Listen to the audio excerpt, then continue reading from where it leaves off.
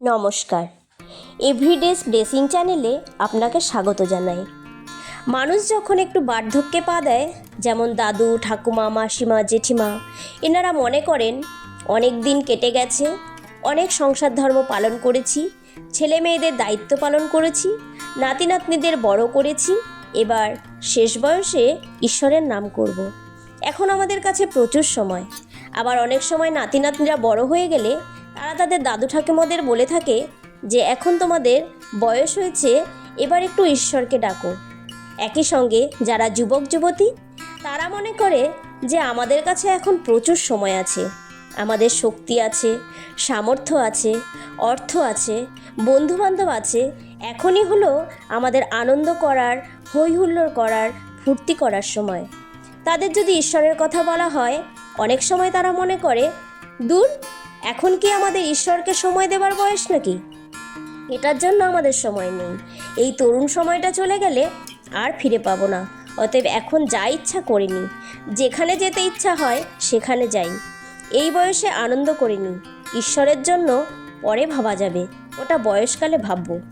কিন্তু আমার প্রিয় বন্ধুগণ, পবিত্র বাইবেলের একটি পুস্তক উপদেশক তার 11 অধ্যায় 9 পদে লেখা আছে, হে যুবক, তুমি তোমার তরুণ বয়সে আনন্দ করো, যৌবনকালে তোমার হৃদয় তোমাকে আহ্লাদিত করুক।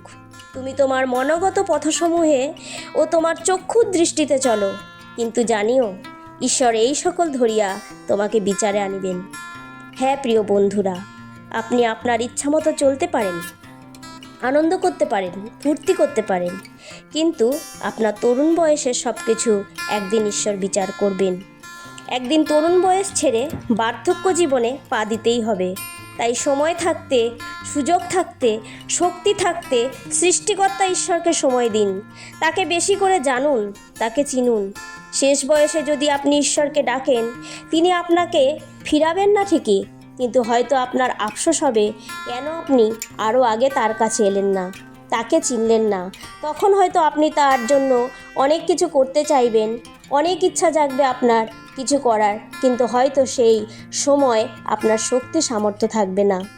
উপদেশক 12 অধ্যায় 1 পদ বলছে, তোমার যৌবনকালেই তোমার সৃষ্টিকর্তাকে স্মরণ করো, কারণ বৃদ্ধ বয়সের দিনগুলো আসছে, অর্থাৎ দুঃখের দিনগুলো আসছে, যখন তুমি বলবে আমার এই বৃদ্ধকালে আমার কোনো আনন্দ নেই। অতএব হ্যাঁ বন্ধুরা, সময় থাকতে আসুন। আপনার হয়তো এখন শক্তি আছে, আপনি সবল, আপনি ঈশ্বরের জন্য অনেক কিছু করতে পারবেন। ঈশ্বর আপনাকে আশীর্বাদ করুন। আসুন আপনার জন্য প্রার্থনা করি।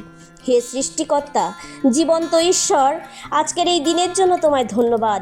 হ্যাঁ পিতা, আজ যারা যুবক যুবতী তাদের তুমি আশীর্বাদ করো, যেন তারা জগতের আনন্দ, উল্লাস, পাপ থেকে দূরে থাকে, আর তরুণ বয়সে তোমাকে সময় দেয়। তুমি সর্বদা তাদের রক্ষা করো। এই প্রার্থনা তোমার পুত্র প্রভু যীশু খ্রিস্টের নামে চাই, আমেন।